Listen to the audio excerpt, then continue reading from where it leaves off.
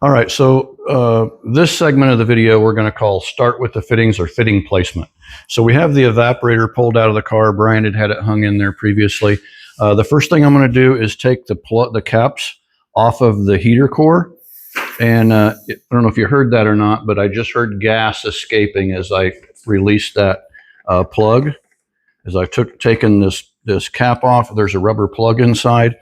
This heater core comes pre-charged with nitrogen from vintage air. So as you take these caps off, listen for that escape of gas, and you know that core does not leak. It's held its nitrogen charge all through manufacturing and shipment. So I just heard that, so we know we're good to go there. I'm going to take the plug off of the other heater core attachment there.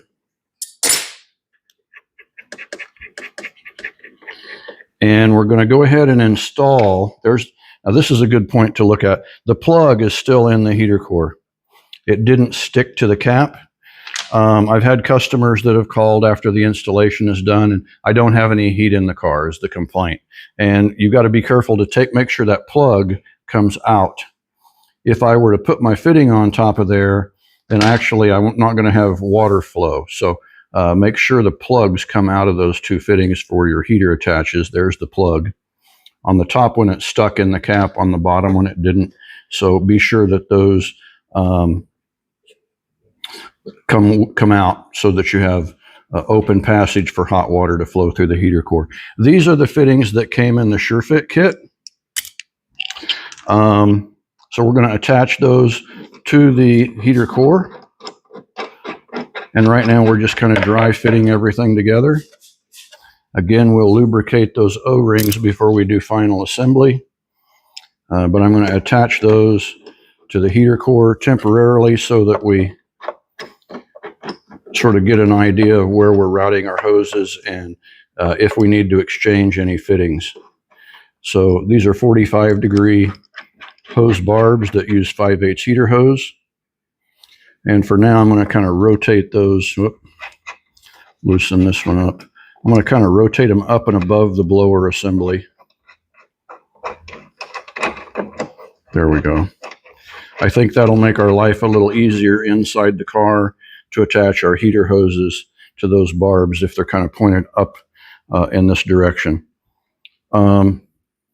These two ports go to the evaporator coil. So this is the high pressure coil, high pressure connection. This is the low pressure connection. I'm going to take off the tag. And there you can see that the coil lines are under pressure. So it comes pre-charged with nitrogen. I'm going to open these caps so that hopefully you can hear that nitrogen escape as I loosen that cap.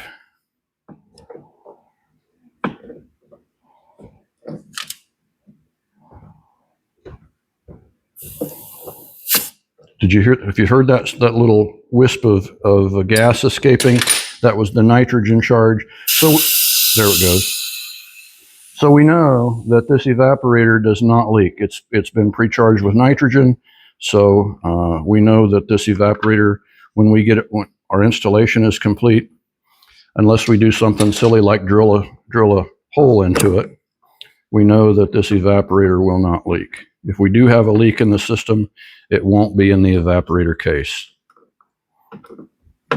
So I'm taking those caps off.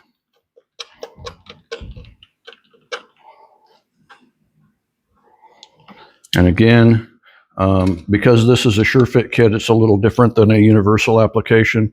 Our hose routing is going to we'll run our Pure Stealth hose through the inner fender panel, through the firewall, through the fresh air intake, down through the kick panel, and both of our AC hoses will make connections right here on the evaporator unit. Let's walk over to the car and we'll kind of refresh our routing of where all the hoses are going to go, and we'll come back to the fitting installation. So I always say start with the fittings. So I've taken our fittings from our Pure Stealth reduced barrier hose kit and I've installed them. If you'll come around this way, you can see I have two 90-degree fittings with service ports. I've installed those on the back of the compressor. At this point, I think we're probably good. They're just finger tight. They're not snugged on there. I haven't oiled the O-rings yet, and I haven't made the crimp, but I'm assuming that that's probably going to work out. Looks like those hoses are going to route down and miss the control arm just fine. But now's the time to swap them out if I need to.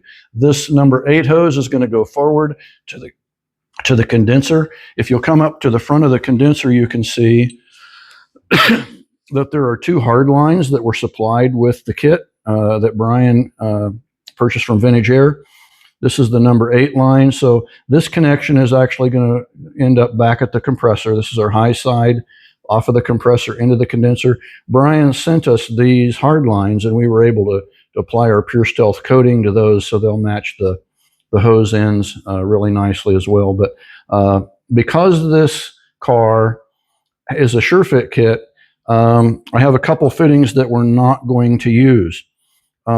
There's a number 6 45 degree fitting that I'm not going to use. Typically, this fitting would go on the condenser on the number 6 line, high pressure side out the bottom. If you'll come around to this side, you can see that hard line right there. I did install a number 8 45 degree fitting there. This is the number 6 hard line that comes up to the dryer, and then a 90 degree fitting out of the dryer.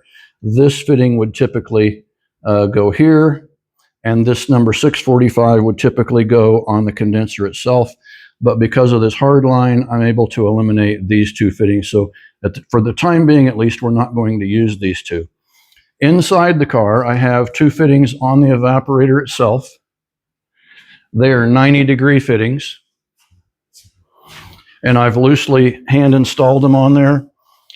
At this point, it's still too early to tell whether we're going to be able to use those or not. We can exchange those for straights, 45s, or 135 degree fittings.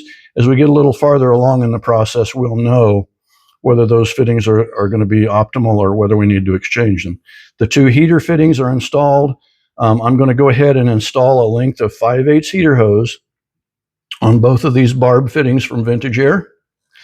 And they will connect to our Pure Stealth heater hose system.